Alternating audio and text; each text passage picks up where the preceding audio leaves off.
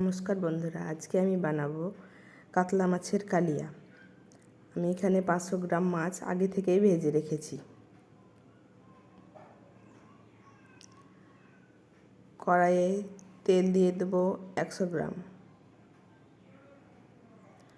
তারপর আমি 2টো তেজপাতা, 1 চামচ জিরে ও গোটা গোলমরিচ কয়েকটা ফোড়নে দিয়ে দিলাম। 1 বাটি পেঁয়াজ কেটে রেখেছি, ওইটা দিয়ে দিলাম। পেঁয়াজটা লাল লাল হয়ে ভাজা হয়ে গেল। তার বেটে রাখা মশলাটি দিয়ে দিলাম। আদা, রসুন, পেঁয়াজ, লঙ্কা, ধনে ও জিরে 1 চামচ করে দিয়ে দিলাম। তারপর কিছুক্ষণ নেড়ে 1 চামচ হলুদ, পরিমাণ মতো লবণ ও অল্প একটু চিনি দিয়ে আমি কষিয়ে নিলাম।